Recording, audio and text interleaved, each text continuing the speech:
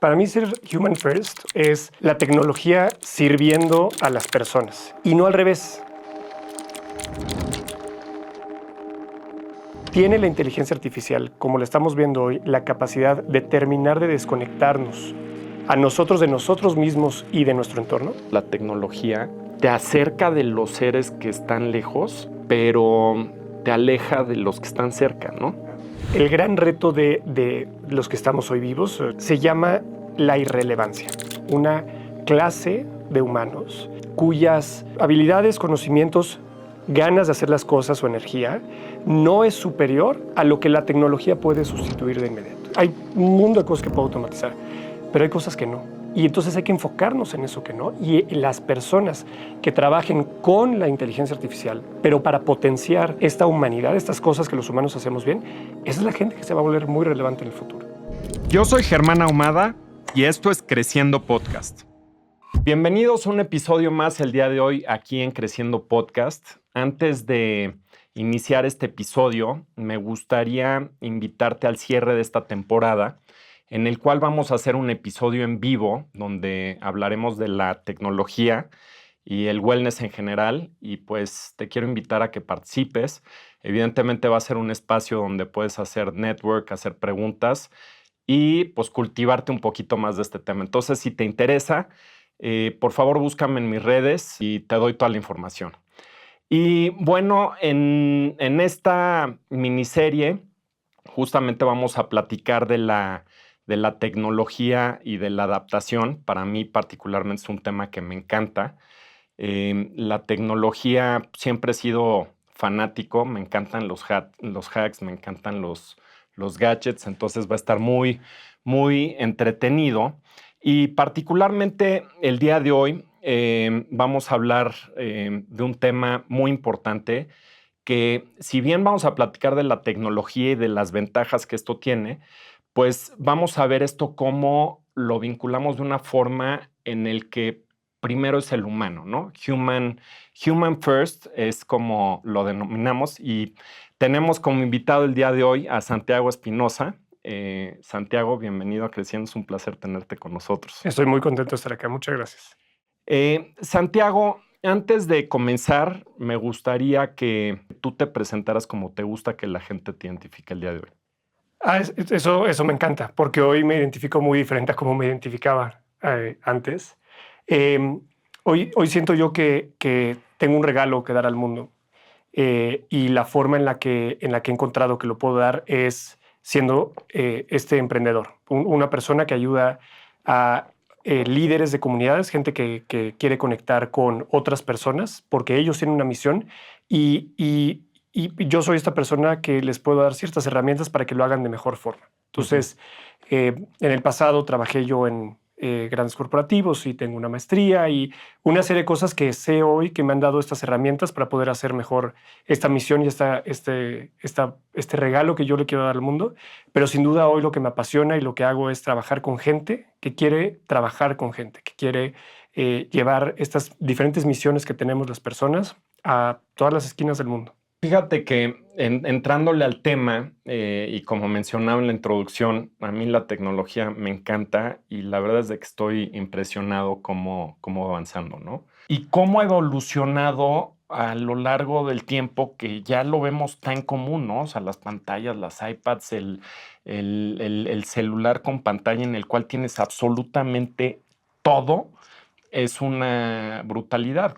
Cuando yo empecé mi noviazgo con Marcela, mi esposa, llevamos 22 años de casados, o casi 22 años de casados. Ella, cuando yo me iba de viaje de chama, nos íbamos de roadshow del trabajo, y me mandaba un fax. Cuando llegaba al hotel no había ni correo electrónico.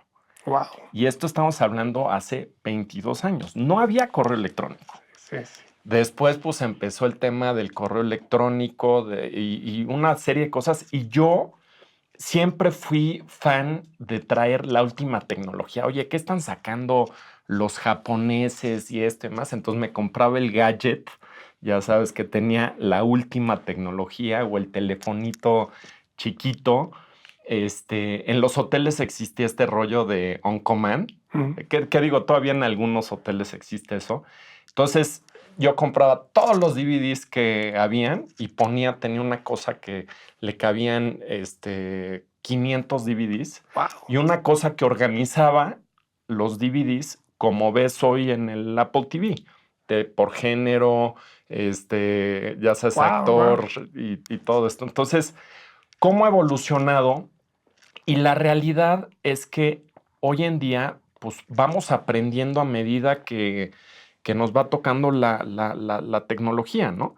Y creo que si bien ha sido algo fenomenal en muchos aspectos que ha democratizado la comunicación, ha ayudado en temas de salud, ha ayudado en infinidad de cosas, pues por otro lado también hoy por hoy nos damos cuenta que te acerca de los seres que están lejos, hablando en redes sociales, por ejemplo, pero te aleja de los que están cerca, ¿no? Claro. Y todavía no sabemos el impacto que puede tener pues, en las generaciones pues que nacieron con eso y cuáles van a ser las repercusiones. Claro. Recientemente estaba escuchando que, por ejemplo, Australia ya limitó el que toda la parte de redes sociales, incluyendo YouTube, Instagram, Facebook y demás, no se puede usar en menores de 16 años. Mm.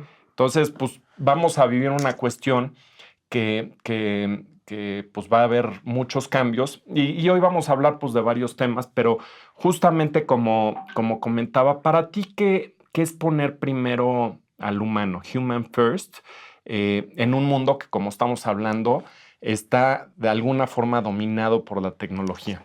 Para mí ser human first o el enfoque human first es la tecnología sirviendo a las personas y a nuestros objetivos humanos y no al revés. Porque ahorita que platicabas toda esta historia y cómo tú has experimentado la evolución de la tecnología, yo tengo muy claro que esta tecnología que acaba teniendo esta adopción masiva, como los videojuegos, como el correo electrónico, como el celular, como estas cosas que tienen esta adopción masiva, lo logran porque resuelven algún tema de nuestra humanidad. Uh-huh. Hay muchas otras tecnologías que son posibles, son factibles, pero no son de uso masivo, simplemente porque no resuelven una necesidad humana. Uh-huh. El riesgo que veo en estos tiempos es que pareciera que estamos persiguiendo ciertos objetivos tecnológicos por el objetivo tecnológico y no por cuál es el beneficio o cómo esta tecnología nos ayuda a resolver algún problema humano que tenemos. Y entonces cuando ponemos al revés las cosas, ¿no? Ponemos la carreta enfrente de los caballos, perdemos de vista, por un lado, por qué estamos haciendo las cosas. Y segundo, pues nos apantallamos de ver, oye, hay una capacidad de cómputo, ¿no? Hay esta curva de la inteligencia artificial y su capacidad cognitiva y cómo cada 3 meses estamos llegando exactamente a la predicción que dijimos de, ¿no? Cómo va creciendo. Pues estamos persiguiendo la tecnología por el hecho de perseguir la tecnología, pero ok, ¿cómo esto va a resolver problemas humanos? Uh-huh. Y aquí hay un tema muy interesante. A mí me parece que a veces vemos estos grandes exponentes, estos CEOs de estas grandes empresas que están al frente de todo este desarrollo tecnológico. Y pareciera que el discurso es, miren, si resolvemos esta parte tecnológica nos va a ayudar a resolver nuestros problemas humanos. Y yo no lo creo así. Yo creo que los humanos tenemos que resolver los problemas humanos y tenemos que usar la tecnología como herramientas que nos ayuden a resolver estos problemas humanos. Uh-huh. Y es en el fondo entender que el problema más grave, a mi parecer, que tenemos hoy como humanidad tiene que ver con la confianza. Cada vez confiamos menos en instituciones gubernamentales, en empresas, en nuestros empleadores, en nuestros vecinos, en marcas. Cada vez confiamos menos. Y esta pérdida de confianza, como que le estamos delegando a la inteligencia artificial o a los algoritmos. Tú enséñame qué es lo que debo de estar viendo.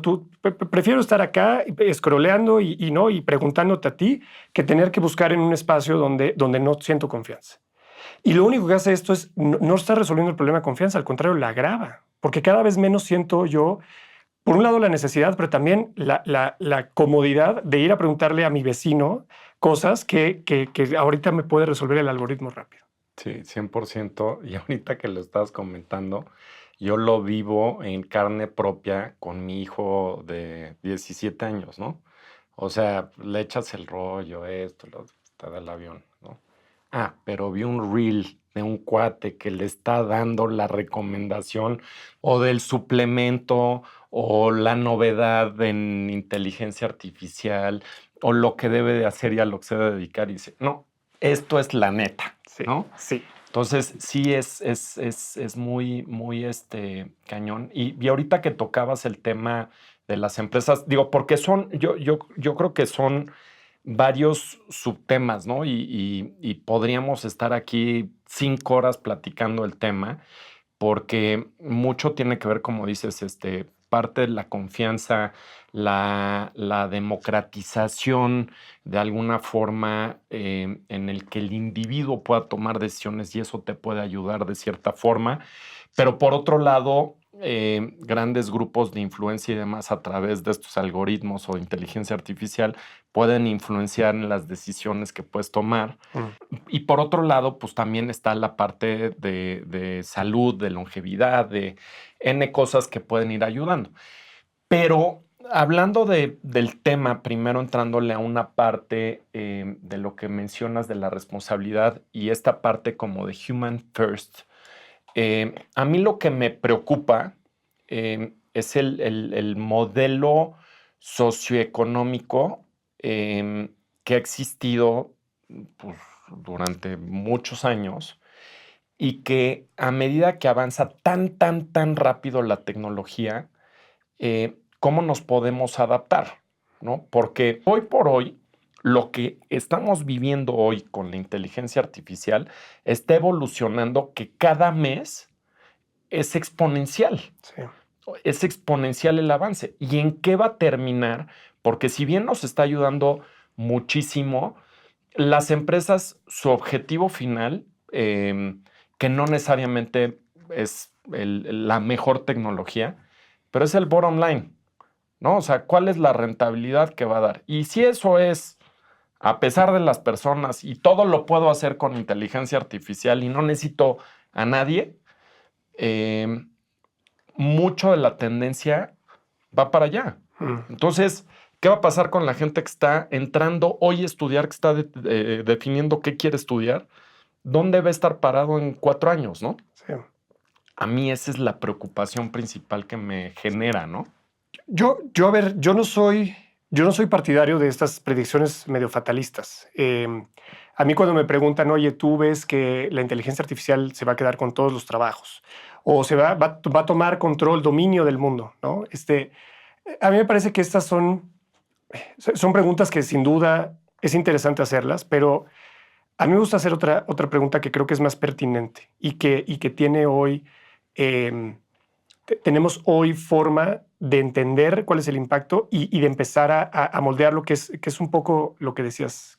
La pregunta que yo me hago es, ¿tiene la inteligencia artificial, como la estamos viendo hoy, la capacidad de terminar de desconectarnos a nosotros de nosotros mismos y de nuestro entorno? Y si la respuesta es sí, las otras preguntas que son un poco más de largo plazo se vuelven un poco ociosas, ya no tiene tanto sentido preocuparse por si la inteligencia artificial va a dominar el mundo, porque no va a haber un mundo que salvar. Porque en la medida en la que nos desconectamos y nos metemos en nuestra burbuja del algoritmo, ¿no? La que el algoritmo diseñó para nosotros, y dejo yo de interactuar con las personas y dejo yo entonces de creer en la benevolencia y en la cooperación y el compromiso con la humanidad y con la gente, o sea, porque a ver, también la humanidad suena como este concepto enorme, pero con mi comunidad, con mis vecinos, con la gente con la que trabajo, con mi familia, si yo pierdo esto y me desconecto, pues entonces probablemente no me voy a dar ni siquiera cuenta, no nos vamos a dar cuenta que la inteligencia artificial tomó control del mundo, porque vamos a estar en nuestra burbuja del algoritmo y si el algoritmo nos mantiene como hoy nos mantiene enojados, agraviados, últimamente desconectados y sintiéndonos ansiosos, todo el tiempo ansiosos. Si estamos en este estado constantemente, pues va a venir y va a pasar y nos va a llevar la inteligencia artificial. Y si sucede este escenario muy fatalista, de nuevo, no va a haber importado. Ujú. Ahora, creo, porque lo has mencionado un par de veces, que sin duda la gente joven está expuesta. Más 16 años dijiste en Australia. Claro que es una edad muy, muy vulnerable y definitivamente hay que cuidar ese segmento de la población. Pero también hay que reconocer que todos estamos expuestos al efecto de los algoritmos y de la inteligencia artificial y todo esto.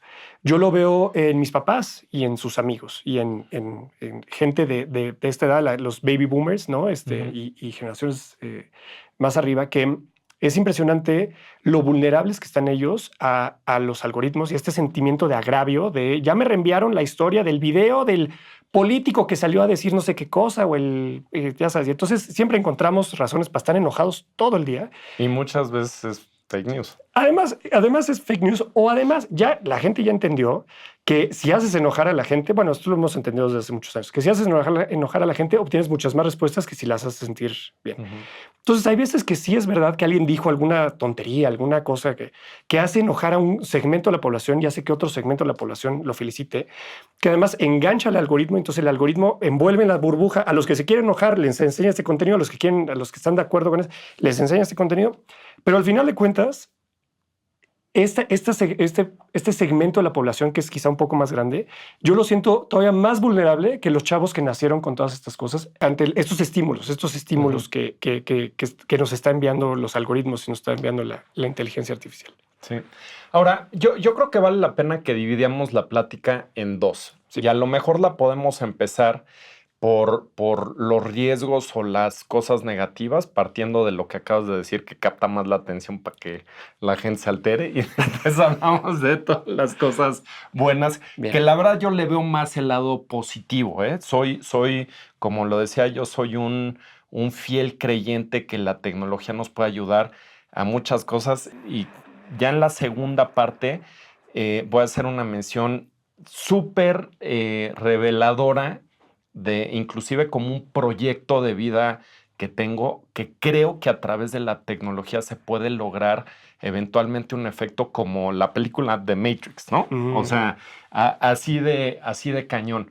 Pero viendo esta parte, como digo, con sus riesgos o negativo, por un lado tienes pues toda esta parte del algoritmo y la parte social, ¿no? O sea, el Instagram, las redes sociales y demás que pues te están metiendo ideas y todo eso que te genera una forma de pensar. Y de eso pues conocemos todos los riesgos que eso conlleva y políticos y demás, ¿no? Pero por otro lado también la tecnología muchas veces pues nos hace flojos y no nos deja pensar, ¿no? O sea, más allá de la parte de las redes sociales. Hoy por hoy, ¿cuántos números de teléfono te sabes? ¿No? Claro. Pues desde que empezó pues, el iPhone y que pues guardas toda la información ahí y nada más le picas el nombre y marcas, que cuando tú y yo éramos chicos, pues sabías todos los teléfonos de todos tus amigos de todos lados, ¿no? Sí. Entonces ya no lo haces. Y hoy por hoy, si bien la tecnología te está ayudando en el trabajo a facilitar, a hacer cosas impresionantes, te hace el resumen, oye, si usas Microsoft, usas Copilot, te junta todos tus correos, le pides que te haga un resumen, te haga... Entonces, lo que sucede es que muchas veces a la gente ya no quiere pensar, ¿no? Dice, pues lo hace mejor ChatGPT o Copilot o lo que sea, pues que lo haga por mí. Y ya después ni siquiera revisan, Sí. ¿no? Entonces, ¿dónde puede terminar esto? Que si bien es una ayuda, pues el extremo también resulta que te vas volviendo flojo, ¿no? Sí. Mi impresión es que el gran reto de los que estamos hoy vivos, los que estamos hoy ocupando la Tierra, se llama la irrelevancia. Y este es un concepto de Yuval Noah Harari, que es el mayor reto, se va a empezar a constituir, y si no es que ya se está constituyendo, una clase de humanos que son irrelevantes, cuyos habilidades, conocimientos, ganas de hacer las cosas o energía no es superior a lo que la tecnología puede sustituir de inmediato. Y entonces no es tanto que caigas en un espacio de nuevo, que tal vez hay alguien que tenga más energía o más habilidades o más conocimientos que tú, es simplemente que llegas a un espacio donde eres irrelevante, donde eres completamente sustituible. Y creo que nuestro reto está en cómo no nos convertimos, no somos irrelevantes. Cómo en todo este proceso de las herramientas que te hacen resúmenes, que te ayudan a hacer investigación, que te dan todo este conocimiento, te ayudan, cómo nosotros mantenemos nuestro toque humano. ¿Cómo puedo yo, por ejemplo, hacer una investigación en minutos que me hubiera tomado meses hacer, revisando cientos de fuentes de investigación, introduciendo además podcasts y videos y libros y artículos científicos y una serie de cosas? ¿Y cómo puedo yo tener de pronto este resumen increíble y súper rico de información? Pero es mi toque humano el que de repente tiene la capacidad de, oye, ¿cómo podemos juntar tales varios campos semánticos? ¿Cómo puedo yo, cosas que aparentemente no están relacionadas, ¿no? ¿Cómo el movimiento o una observación en el mundo biológico la puedo llevar a la estrategia de un negocio?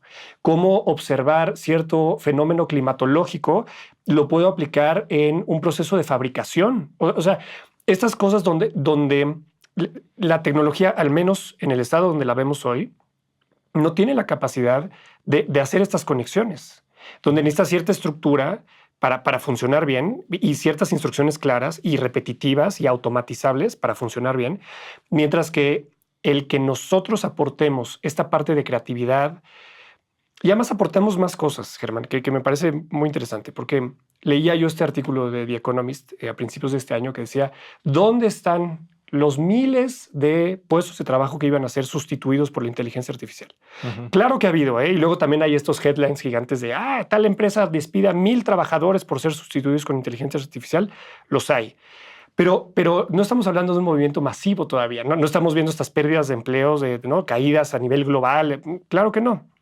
Entonces, ¿dónde está? Y la reflexión que hacían, que me pareció fantástica, es: si nosotros vemos lo que hace una persona en su día a día, en su trabajo, hay muchas tareas que son repetitivas y tal vez todos los lunes preparo el mismo reporte y todos los viernes tengo esta misma reunión, o cada vez que hago un pitch a un cliente es bastante similar, ¿no? Y sobre todo, por ejemplo, en espacios de soporte al cliente y esto, si hay muchas personas que están usando una sola solución, van a tener preguntas similares y entonces hay muchas cosas que se repiten. Pero la verdad es que trabajar en una empresa muchas veces llega el jefe y dice, se cayeron las ventas, y entonces ahí va toda la organización y cambia la rutina y cambia la forma de trabajar, porque ahora tenemos que voltear a ver este tema de se cayeron las ventas. Y el siguiente mes subieron los costos, y entonces y en realidad nuestros trabajos son en gran medida muy desestructurados. Además de que como humanos tenemos varios niveles de conversación. Está el racional, y ahora mismo estamos hablando y estamos exponiendo ideas. Pero mientras estamos hablando, también estamos intercambiando información a nivel lenguaje corporal. Y esto somos muy buenos los humanos cuando entramos a un cuarto para detectar de inmediato, primero si es un lugar seguro. Si no, luego suenan las alarmas y me quiero yo salir de ahí. Y luego somos muy buenos para administrar el estatus. Una vez que entramos a un cuarto, identificamos rápidamente quién probablemente es el líder o el jefe que está aquí sentado, quién es una amenaza, quién puede ser un amigo, quién... Entonces hacemos todos estos juegos, no los hacemos racionales, pero estamos jugando con esto. Y eso nos da información. Eso nos da información que luego cuando yo tomo una decisión, la inteligencia artificial va a decir, este cuate perdió la cabeza.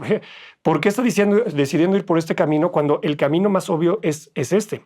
Es el más obvio con el nivel de datos muy racional, pero cuando integramos todo este otro conocimiento que tenemos como humanos, se vuelve muy obvio que el camino es este otro. Entonces, regresando al tema de la irrelevancia, y perdón, me fui un poquito para allá, pero regresando al tema de la irrelevancia, es reconociendo todas estas cosas que traemos los humanos a la mesa, que lo hacemos todos los días y que no pueden ser sustituidos fácilmente por esta tecnología alienígena, como le dice Yuval Noah Harari. Es ahí donde recuperamos un poco este sentido de valía, de oye, yo lo que hago, sí, mis correos los puedo automatizar. Hay un mundo de cosas que puedo automatizar, pero hay cosas que no. Y entonces hay que enfocarnos en eso que no. Y las personas que trabajen con la inteligencia artificial, pero para potenciar esta humanidad, estas cosas que los humanos hacemos bien, esa es la gente que se va a volver muy relevante en el futuro. Sí, a mí mi preocupación es una generación, y no me refiero a una generación, o sea, me refiero así como decíamos, como los X, millennials y demás, ¿no? O sea, un grupo de gente entre X y X edad que va a estar como en el limbo, ¿no? ¿A qué me refiero con esto? Y coincido plenamente con lo que tú estás diciendo. Yo, por ejemplo, en el negocio que tengo, digo, oye, pues tenemos que utilizar la inteligencia artificial, pero para potenciar, como tú estás mencionando. O sea, la capacidad, te voy a poner un ejemplo. Estábamos viendo de un deal en específico que teníamos una problemática y teníamos que hacer una consulta a un despacho de abogados para ver qué podíamos hacer o no podíamos hacer con respecto a lo que nos está sucediendo. No me quiero meter al detalle. Mandamos la información y de repente se me ocurre pues meter todos los contratos, escrituras, esto, el otro, a ChatGPT. En 5 minutos me dice tal y tal, estas son las recomendaciones, quieres que te ayude en esto y, o sea, te lo va estructurando de algo que en otra época el despacho se hubiera tardado 2 semanas y te hubiera cobrado $50,000, ¿no? Claro, por supuesto. En una recomendación. Ahora, no lo puedes tomar, como dices, tienes que de ahí hacer más preguntas y más preguntas y más preguntas para profundizar. Pero sí creo que el que no esté hoy, uno, usando la inteligencia artificial y dos, con people skills, está perdido. O sea, perdido. Porque todas las capacidades técnicas, o sea, el que era una bala para hacer un modelo, sí necesitas a alguien que sepa qué pedirle a la inteligencia artificial y cómo pedirlo y cómo leerlo. Pero ya no tienes que saberte todas las fórmulas, ¿no? En Excel y demás. ¿Y qué va a pasar? Y lo que pasa es que hoy por hoy, y es a lo que me refiero de esa generación, que ¿qué pasa? Porque hoy tienes en las empresas ciertos líderes que ya conocen esto. Pero si antes anualmente contratabas a 10 analistas, ¿no? Para que van creciendo y que son los que pues, pueden ir creciendo en la organización o eventualmente vuelan y demás, y que dices, oye, pues un cuate que estudió en el ITAM Economía y Finanzas, ¿no? Yo es un perfil que pues me ha encantado por muchos años en el negocio en el que estoy y que dices, pues, son gente dedicada, muy buena, abusada, modelo pensante, técnicamente resuelven, y esta parte financiera y como la parte de los modelos y demás, ¿no? Y hoy por hoy pues tienes a gente que ya sabe cómo interpretar estas cosas. Pero con la inteligencia artificial, pues a lo mejor las empresas empiezan a decidir, oye, pues ya con los que tenemos, a lo mejor no corres a nadie. Pues con los que tenemos ya no tenemos que contratar a nadie. Sí. Entonces, los que están entrando hoy a estudiar la carrera, si no tienen esa sensibilidad de dar el extra, ¿dónde se van a emplear? Si no son autoempleables, ¿no? Claro.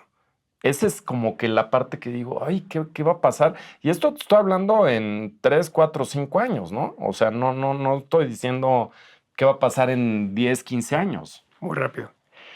Te voy a decir, yo creo que hay un concepto que a mí me gusta muchísimo, que es, nosotros los humanos somos muy buenos para medir la distancia que hemos recorrido viendo hacia atrás, pero luego somos malos para estimar lo mucho que las cosas pueden cambiar hacia adelante. Y aplicado a nuestra propia vida, ¿no? Luego yo puedo ver como antes, o sea, ¿no? Como, ay, es el Santiago de 15 años y el de 20 años, el de 25 años, cómo es diferente al Santiago de hoy, ¿no?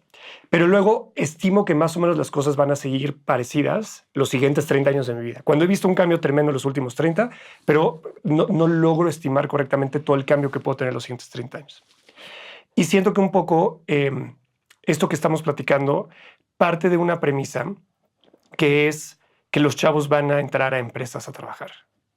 que vamos a seguir viviendo en un mundo donde la agrupación de personas determina el tamaño del éxito que puede tener una empresa. Hoy tenemos grandes indicadores para medir cómo una empresa es exitosa o no. Su nivel de ingresos, naturalmente, su nivel de utilidades, lo que sea, que determine si están siendo exitosos o no, cómo manejan la empresa. Pero también medimos cuántos empleados tienen, en cuántas sucursales tienen, y entonces medimos las cosas un poco por el tamaño, porque una forma de apalancar que tenemos hoy, de apalancar un modelo de negocios, es expandirlo de esta forma, de que, oye, más sucursales, más empleados, más presencia geográfica, más. Me parece, y esto quizá está entrando a la segunda sección de la plática, pero me parece que la inteligencia artificial habilita por primera vez en la historia el que podamos tener personas, organización, que una persona sea igual a una organización. Y si piensas en este futuro, este es un futuro en el que una persona, utilizando agentes de inteligencia artificial y utilizando todo lo que yo le llamo las áreas de recursos no humanos, ¿no? Todo este compendio de agentes que están haciendo tareas específicas, puede una sola persona ser capaz de entregar un producto que es escalable, que es rentable y que además genera un bienestar, que es algo valioso que quieres tú adquirir, pero que lo puede hacer una persona. Yo no sé si yo llevaría esto al concepto del unicornio de una persona, que vamos a ver un single founder unicorn. No sé si vamos a llegar ahí. Chance sí, es divertido pensarlo, pero pensar en, oye, que una persona pueda ofrecer un servicio con el que se sustenta a sí mismo y a su familia, eso lo veo, eso ya es una realidad. Bueno, yo soy un ejemplo de esto. Yo llevo hoy un startup con mi socia y un grupo de agentes de inteligencia artificial. No tenemos más gente trabajando con nosotros. Y el punto, yo no lo veo desde, oye, pues es que no estás generando empleo. Yo lo veo como, no, pero es que a toda esta gente que no estoy empleando, ellos tienen la posibilidad de ellos crear su organización. Y en lugar de vivir la misión de otra persona, que está bien, no todo el mundo tiene que ser, vamos a llamarlo, creador o founder en el mundo, pero puedes tú vivir tu propia misión y poner tus propias reglas. Y esa es la posibilidad que destapa la inteligencia artificial. Y entonces, regresando a lo que dices, oye, ¿cómo podemos inspirar tal vez a los chavos que están hoy entrando a estudiar para que tengan esta sensibilidad, para que desarrollen estas habilidades? Yo te diría, o el consejo que yo les daría a estos chavos es, traten de identificar en los trabajos, lo que están haciendo, ¿cuál es la parte técnica que es fácilmente reemplazable por un prompt en una inteligencia artificial? El ejemplo de los abogados. ¿Cómo separamos el trabajo del abogado del recolector y procesador de información? Que es gran parte de la chamba de los abogados, es procesar y recolectar y procesar información. Del humano, que es capaz de sentir un cuarto, medir cómo están las negociaciones, entender que mejor hay que hacerle por acá o que la estrategia viene por allá, entender que tal vez hay ciertas jurisprudencias o ciertas determinaciones que se han hecho a nivel legal, pero que también hay humanos detrás de esas leyes y que tal vez haciendo ciertas cosas. Entonces, separar la labor del abogado del recolector y procesador de información del humano que conecta con otros humanos para poder hacer su trabajo es lo que va a potenciar a los abogados que trabajen con la inteligencia artificial, como decía yo antes. Y es lo mismo que yo le diría a los chavos. Oye, tienes que saber hacer un modelo financiero. Porque si no lo sabes hacer, la inteligencia artificial te va a engañar y va a alucinar y tú vas a decir, esto es un modelo financiero que funciona bien. Pero de eso a ser el experto y el que hace los mejores modelos financieros, tal vez ya no. Enfócate en desarrollar tus habilidades humanas, tus people skills que decías tú hace un momento. Sí, me gusta lo que dices y me llama la atención. Y sí, o sea, yo creo que es una oportunidad. Digo, no sé en qué porcentaje pues, de la población aplique, ¿no? Porque pues también no todo mundo nace siendo entrepreneur, ¿no? Y que quieren hacer algo por sí solos. O sea, mucha gente dice, oye, pues yo mi aspiración es tener la estabilidad económica y trabajar en una empresa y que me digan qué hacer, ¿no? O sea, no nací para hacer eso. Entonces va a ser interesante cómo va evolucionando esto. Y creo que pues también debe de existir, digo, aquí me voy a meter en un tema pues medio político o geopolítico de cómo también todo se debe de ir adaptando, y no en nuestro país, en todo el mundo, en términos pues de lo que es el capitalismo al socialismo, y socialismo no me refiero al comunismo, ¿no? O sea, me refiero un poco al socialdemócrata, ¿no? En estas generaciones que, pues a lo mejor es el trabajador que tiene entre 50 y 60 años y que en un nivel socioeconómico y cultural que pues meterlo a que estudie o conozca estas aplicaciones pues es difícil en esta época. Claro. Entonces, ¿cuál es la responsabilidad que tenemos como sociedad y como gobierno de no dejar desamparadas a estas personas? Porque la tecnología, como decía en un principio, avanza tan rápido que hoy por hoy, ¿no? O sea, es como cuando entró Uber, ¿no? O sea, Uber pues desplaza en gran medida a los taxis, no al 100%, pero en gran medida, ¿no? Y ahorita pues todo, y huelgas, ¿no? Los taxistas, esto y demás. Ya después como que se adaptó un poco ese mercado y pues viene el coche autónomo. O sea, y toda esa gente que hoy por hoy maneja el Uber o el taxi o eso, no saben que en 5 años ese trabajo ya no va a ser. Será otro, Sí, ¿no? sí. Pero ese ya no va a ser. Y yo no sé si las empresas, por iniciativa del gobierno, digan, pues oye, como un poquito como en España y otros lugares, o que llegas en ciertos lugares al elevador y que antes era abre el elevador, jala la cadena y demás, y tienes un cuate que le pica el botón, porque si no, ese cuate se queda sin chamba. Sí. Entonces, a lo mejor vamos a vivir una época que va a estar el cuate en el coche autónomo, que era el taxista, y que pues te va a decir cómo estás y te ofrece tu botellita de agua y demás, porque no lo pueden dejar sin chamba, ¿no? Sí. Es bien interesante eso que dices. Y la verdad es que no, o sea, no, he escuchado muchos escenarios en el futuro. Ninguno pinta bien, es la verdad, porque efectivamente tenemos un problema de escalas de tiempo. Y tú ya lo expresaste muy bien comparado con una revolución industrial o con algo que sucede a lo largo de una generación, hoy que está sucediendo en apenas una década o no, un periodo muy corto. Entonces, o sea, el reto obviamente es cómo obtienes nuevas habilidades, cómo cambias de mindset, cómo dices, oye, ok, ya no tengo, como el taxista que tal vez se dio y entonces se metió a Uber, pero entonces si desaparece esa chama, cómo van cambiando sus actividades, sus capacidades, sus habilidades? Pero efectivamente, si lo tienes que hacer en una década y sobre todo eso, otra vez, no todo el mundo tenemos no sé, si es un tema de personalidad o es un tema de querernos adaptar. La necesidad de certeza es una de las necesidades primarias que tenemos como humanos. Todos las tenemos. Sí. Entonces, buscar, o sea, vivir en un mundo de este cambio tan vertiginoso no es un mundo cómodo, no es un mundo donde sea fácilmente adaptarse y donde también donde queramos adaptarnos. O sea, quizá algunos claudiquen en el camino. Y entonces le pongamos la presión a los gobiernos y digamos, "Oye, yo ya no, este rollo estaba avanzando demasiado rápido para mí, ¿no? Y entonces ayúdenme o denme chamba. Y claro que hay que ver por esas personas, pero no sé exactamente qué va a pasar. Y ese cambio es bien interesante. Sí, yo la verdad lo pienso muchísimo ese.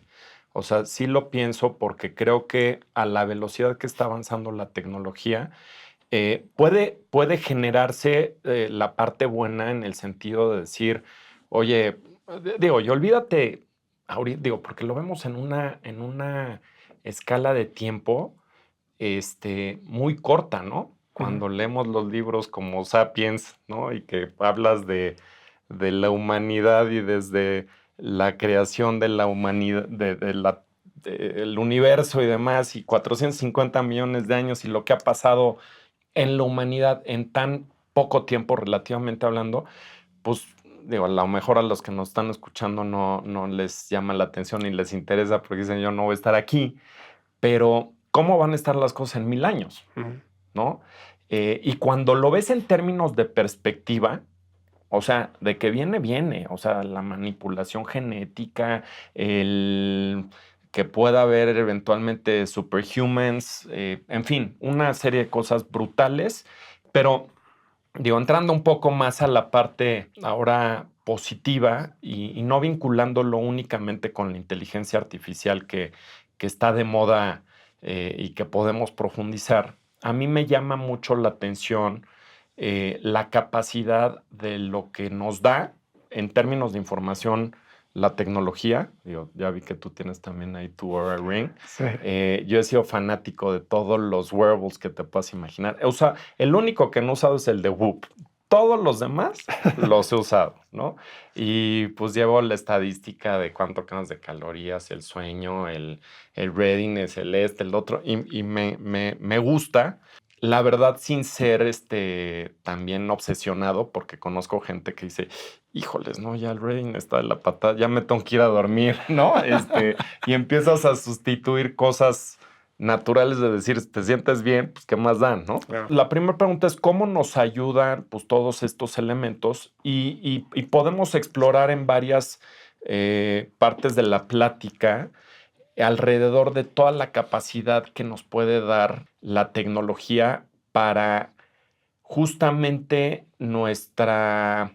esa parte de mejora espiritual o de interiorizar con nosotros mismos.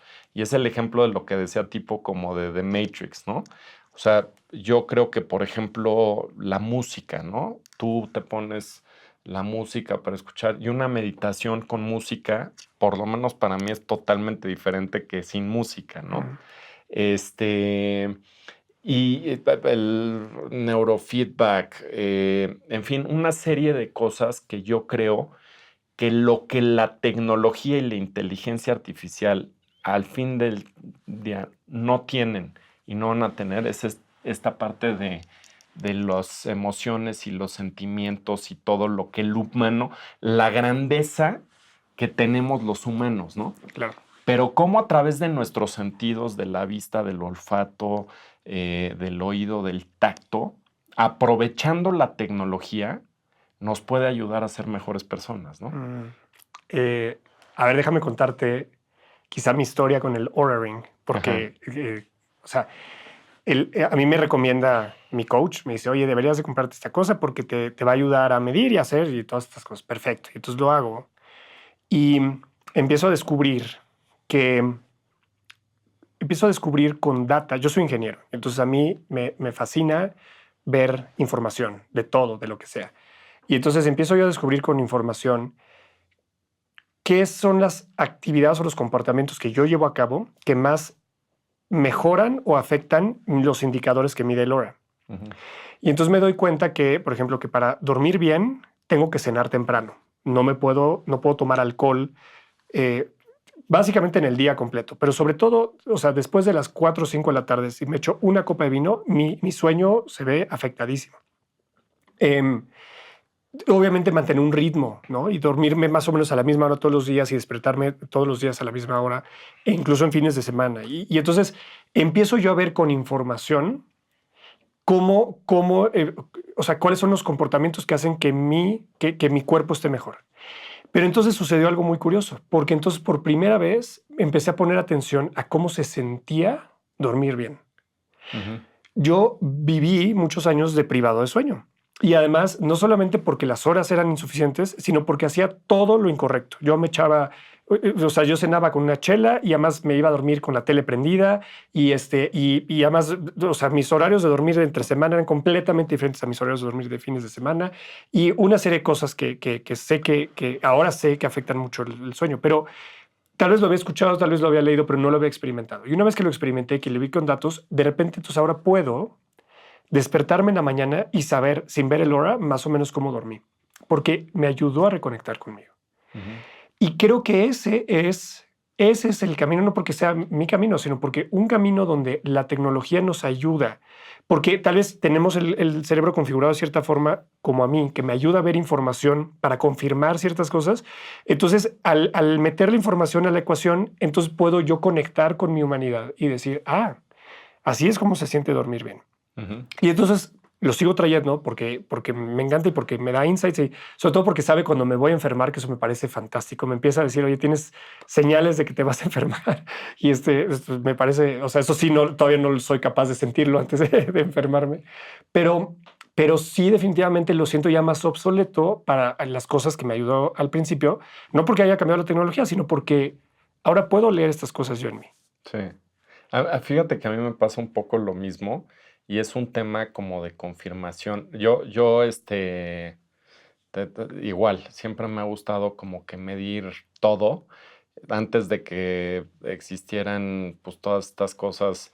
O sea, pon tú de la báscula, llevo 1000 años con la de Withings, Mm, ¿no? Que te mide igual, ya sabes, el body composition, body mass index, el fat, el agua, y demás.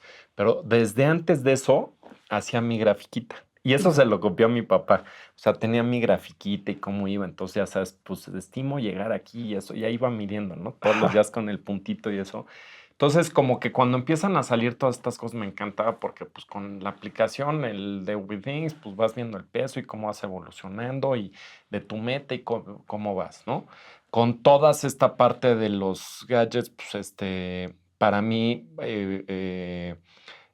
siempre, por ejemplo, Garmin probé muchísimas, y había una, el Vivo Smart 4 que me gustaba porque aparte era delgadito, no era tan grueso y se me hace más cómodo el anillo, pero hay una parte que tiene ese particular que te dice del Body Energy, que no es como el Readiness, es el Body Energy durante el día y literal, tal cual. Y como dices tú, si el día anterior tomaste alcohol y demás, amaneces al 20-30%. Dormiste bien, está al 100%. Y conforme va pasando el día, se va viendo cómo va bajando. Te duermes una siesta de 20 minutos y subía. O sea, Wow. impresiona. Esa la extraño, porque el readiness pues, es como cómo amaneciste, ¿no? Y no te Claro. va diciendo la evolución del día. Pero después me pasó lo mismo que a ti. Pues me vi dando cuenta que voy haciendo, o sea, tengo los mismos patrones de ejercicio, de esto y lo otro. Ya sé que si hago 45 minutos de pelotón, sé exactamente cuántas calorías voy a quemar. Claro. Ya sé que si hago X, cuánto va a ser, cómo va a ser. Entonces, ya nada más es como de confirmación, Sí. pero ya no le hago tanto caso. El que más me gusta es la parte del sueño, porque esa, ya sabes, entre el REM y el deep y demás, y confirmo y cómo me siento y si está bien y demás, pero el chiste también es que no te obsesiones, ¿no? Exacto. Justo déjame ofrecer la otra cara de la moneda, que es el amigo que todos tenemos, ¿no? Que si no registró en el Garmin su corrida, no salió a correr. Sí. ¿No? Y entonces esta obsesión que empezamos a tener por registrar las cosas. Y entonces vivimos, algunas personas, a mí me pasa de repente, y sobre todo además cuando lo posteas, ¿no? En lugares como Strava o por ejemplo a mí en esta aplicación que se llama Training Peaks, mi coach me está viendo si hago ejercicio o no. Y entonces esto del sentirnos observados además también como que crea un incentivo, claro, de que te pares a hacer las cosas, pero de que registres las cosas. Entonces el objetivo ya no es que hagas el ejercicio, sino el objetivo es que registraste el ejercicio. Y entonces ahí es donde siento que tenemos que tener cuidado, porque toda la misma tecnología puede servir para hacer cosas buenas y para hacer cosas malas.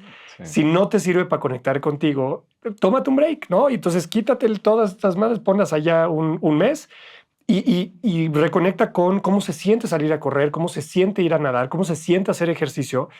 Y luego otra vez vuélvelo a medir, pero que no se vuelva la obsesión que acabas tú de decir. Y fíjate que yo sí, medio freak me ha pasado. Justamente ahora en el verano estaba en San Diego y me cruzo a nadar en la alberca. Igual, digo, porque dijeras, oye, pues fue en mar abierto y demás, pues todavía no sabes qué distancia fue. Los laps en la alberca, pues sabes perfecto y como te digo, yo ya sé que si nado 100 laps quemo 650 calorías. O sea, nade más rápido, más lento y demás. Eso es lo que va a quemar de calorías. Digo, a lo mejor el stride y está un reloj y cuánto me termino varía en un minuto y medio y no estoy compitiendo, Sí. ¿no? O sea, no estoy en competencia. Pero me está cruzando a nadar y se me olvida el reloj, ya sé. Y ya me fui, dije, no, ya estaba ahí en la alberca, entonces dije, ya, voy. Pero estaba frustrado, o sea, estaba frustrado porque decía, se me olvidó, ya no va a medir, y la realidad es que después dije, qué tonto, ¿no? O sea, siempre hago lo mismo, ya sé cuántos son los laps, ya sé cuánto quemo, pero no lo registras. Entonces sí, esa recomendación es muy buena. Y luego, por otro lado, digo, para entrar en otra parte vinculada a la parte de la inteligencia artificial, simplemente hacer mención que desde mi punto de vista hay muchas otras herramientas que ayudan en términos de salud para ayudarte a ponerte en un estado de ánimo mejor a través de la tecnología. Así como te afecta el screen time y ponerte a ver televisión antes de dormir y, como dices, scrollear y demás por cómo revoluciona tu cerebro y lo que estás viendo y lo que está absorbiendo y demás.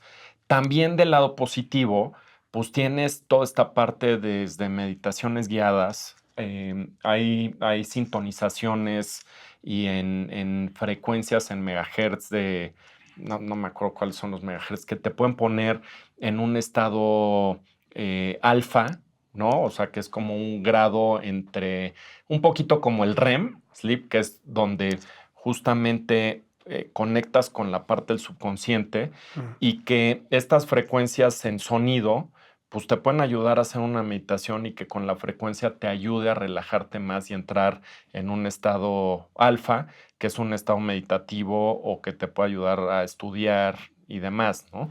Y está comprobadísimo, inclusive en las frecuencias con la parte del agua y todo esto, ¿no? Entonces yo creo que la parte de los sonidos, el escuchar una meditación de gratitud y seguirla, y cómo todos los diferentes aspectos a través de los sentidos, aprovechando la tecnología, si lo hacemos bien, nos pueden ayudar a ser mejores personas, ¿no? Sí, completamente de acuerdo. A ver, hay un ejemplo que a mí me encanta que tiene que ver con salud mental. O sea, y por favor, eso yo no estoy diciendo que hay que sustituir a los terapeutas con inteligencia artificial, pero sin duda la terapia asistida por inteligencia artificial me parece que es mucho mejor como una meditación sin música a una meditación con música. La terapia asistida con inteligencia artificial me parece que puede llegar a lugares donde la terapia tradicional o la terapia de humanos nada más no puede llegar. Siempre asociado, y porque esto quiero ser bien claro, asociado a el tratamiento con un terapeuta, con una persona, y especialmente en la terapia esta, como vamos a llamarle, de mantenimiento o de exploración que hacemos muchos de nosotros. No estoy sugiriendo, por supuesto, que sea alguien que está pasando por, ¿no?, algo más complicado, ¿no? Y estos temas ya más clínicos y más complejos. Pero en esta terapia de exploración y de mantenimiento, a mí me parece que la inteligencia artificial juega un papel súper relevante, porque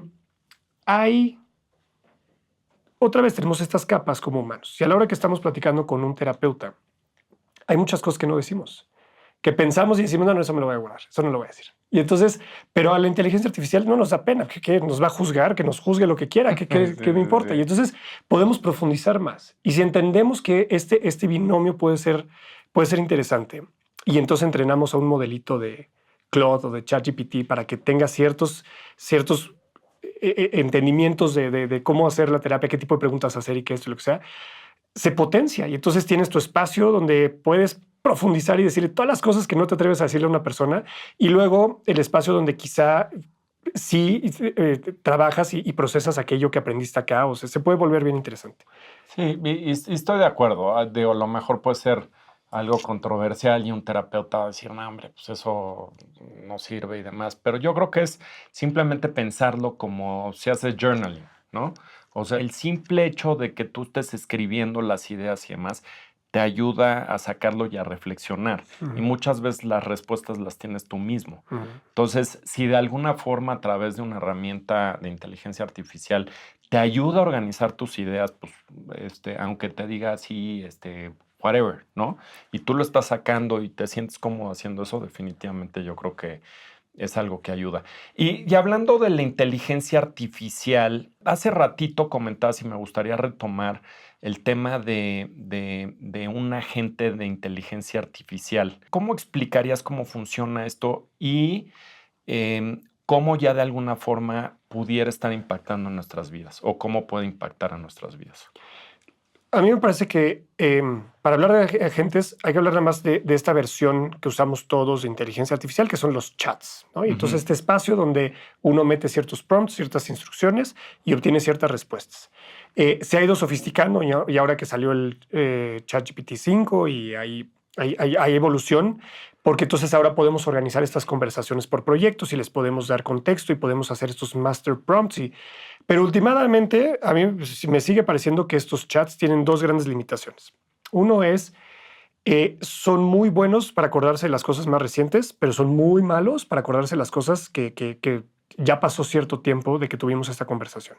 Y entonces tú decirle a tu modelo, la conversación con la que estás teniendo con la inteligencia artificial, decirle, oye, ¿te acuerdas de esa propuesta que hicimos hace un mes, ese correo que me ayudaste a redactar, esa cosa que hicimos hace 6 semanas, hace 8 semanas,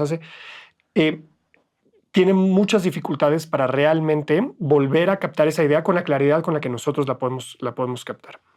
Y eso nos lleva al segundo problema, que es que estos chats alucinan. Es parte de su configuración, de su naturaleza. Cuando hay estos gaps, cuando no saben exactamente cómo responder a algo, cuando no tienen el conocimiento, lo que hacen es que lo inventan. Y está bien, porque así funcionan las redes neuronales sobre las que están basados los modelos, pero es poco confiable. Entonces, como hay que pensar en los agentes de inteligencia artificial, es como si vas a remodelar la recámara de tu casa.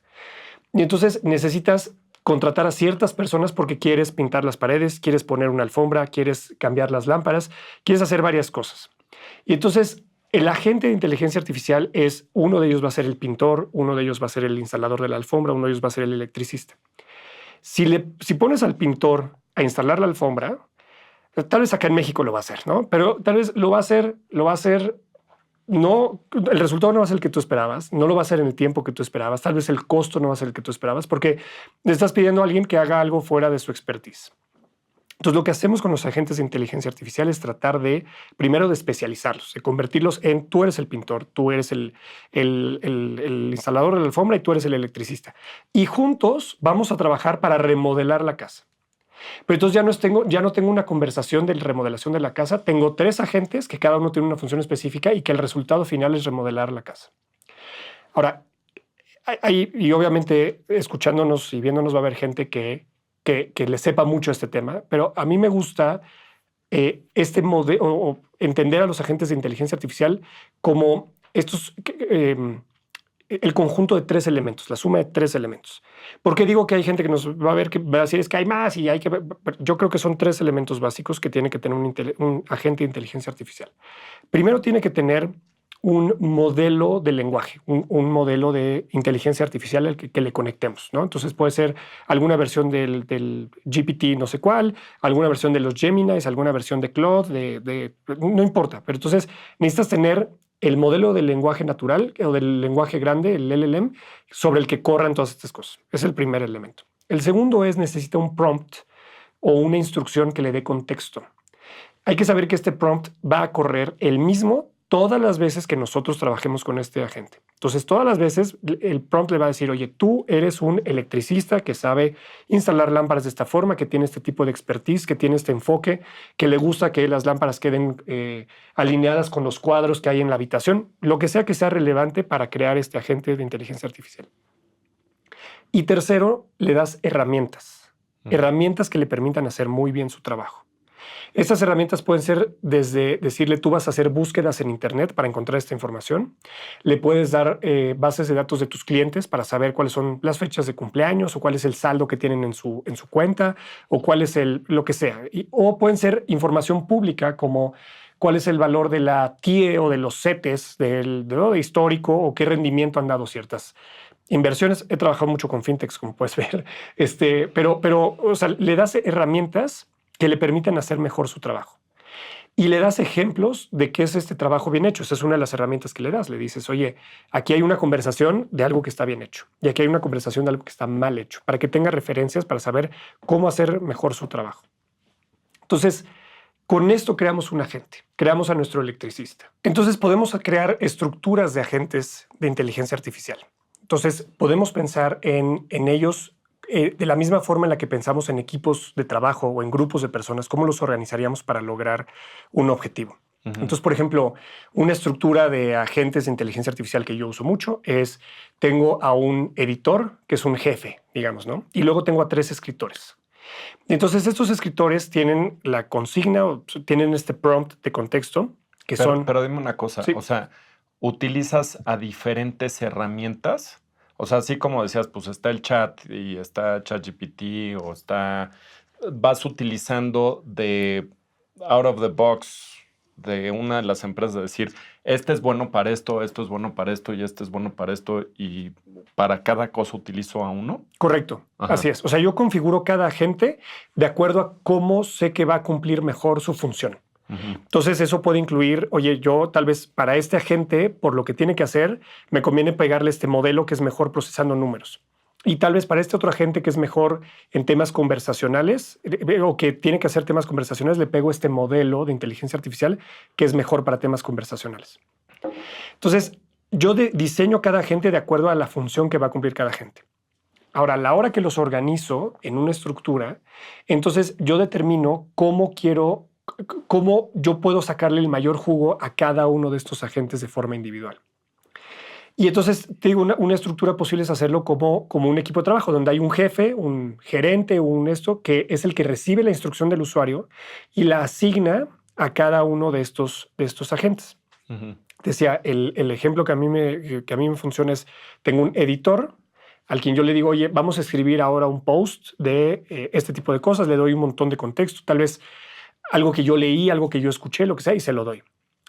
Y el editor lo que va a hacer es que le va a dar a sus 3 escritores la misma tarea, pero cada uno de los escritores escribe diferente. A uno lo entrené para que escribiera en el estilo del Wall Street Journal, al otro lo entrené en el Harvard Business Review y el otro lo entrené como el New York Times.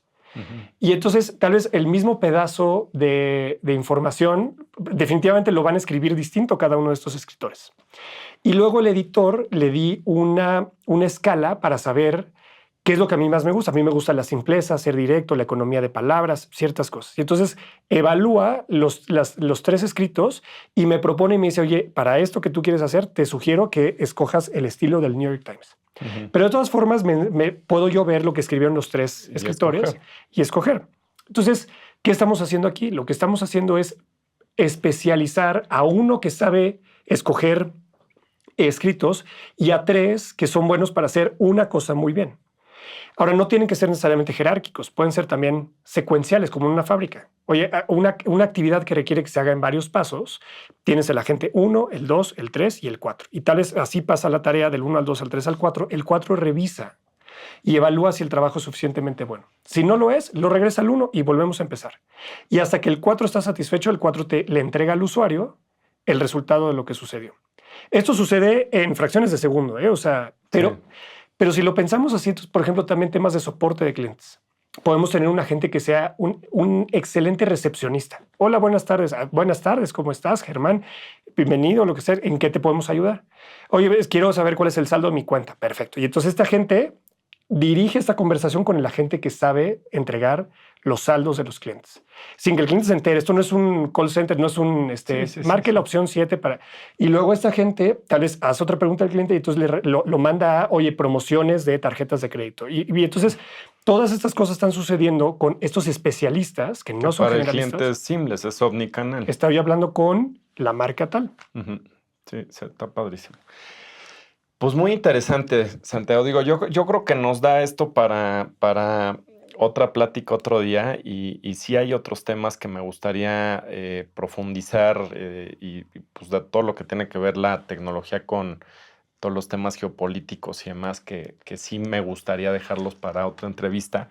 Pero para concluir, me gustaría escuchar tu comentario para quienes nos están escuchando y sobre todo pues para la gente más joven que está definiendo qué hacer de su futuro y vinculado pues al modelo tradicional y una carrera y demás. ¿Tú qué le recomendarías a alguien que estudiara o se enfocara hoy en día para tener éxito pues el día de mañana con todo lo que viene? Yo les diría que confíen en su intuición y que sigan su curiosidad. Hay muchas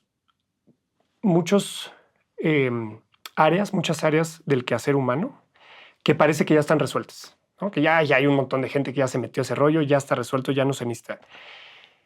Cuando tú sigues tu curiosidad y te metes a ver un tema con una profundidad que la mayoría de la gente ya no se mete porque ya no les da curiosidad, porque ya no es padre este tema, te vas a dar cuenta, porque esto sucede, a mi parecer, en todos los ámbitos en los que yo me he metido, he descubierto que cuando lo ves suficientemente cerca, hay gaps, hay cosas que no están resueltas y que vale la pena meterse a resolver.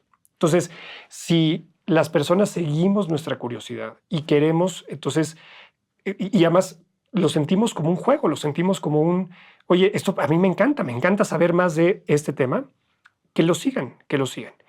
Y también que entiendan o que aprovechen que pasar por procesos de estudios, pasar por procesos sí, una carrera, una maestría, un esto que a veces parecían ser obsoletos.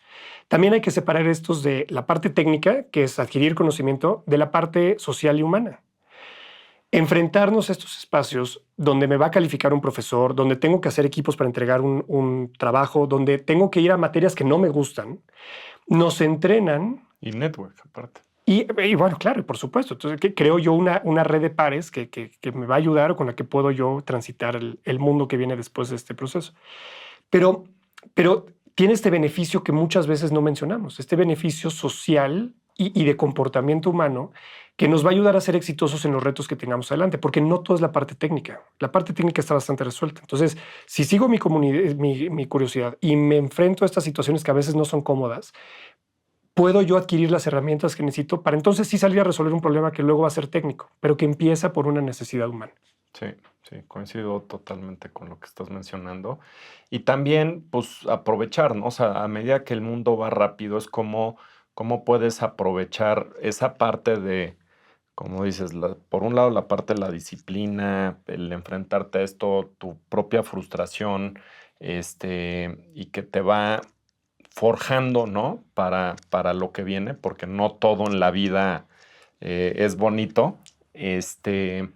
Pero cómo al mismo tiempo puedes empezar a trabajar también en tus tiempos libres a idear este tipo de cosas que no le tienes que dedicar el 100% de las horas, ¿no? O sea, puedes ir aprendiendo y puedes ir viendo. Justamente estaba viendo un reel del cuate el fundador de OpenAI, que decía que hoy en día es el mejor momento histórico que pues él ha visto para ser entrepreneur y crear una empresa o hacer algo por el estilo con todas estas herramientas. O sea, el ejemplo que justamente estás diciendo ahorita es brutal, porque aprovechando todo esto que puede trabajar para ti, con una buena idea lo puedes potenciar y volar. 100%. Entonces, pues, casi una plática padrísima. Nos quedamos con la tarea me encantaría invitarte nuevamente para Encantado. profundizar en otros temas. Te agradezco muchísimo. Muchas gracias. Gracias de verdad por la invitación, Germán. Gracias. Y pues muchas gracias a todos los que nos están escuchando. Si te gustó este episodio, por favor, compártelo y suscríbete a nuestro canal. Esto es Creciendo Podcast.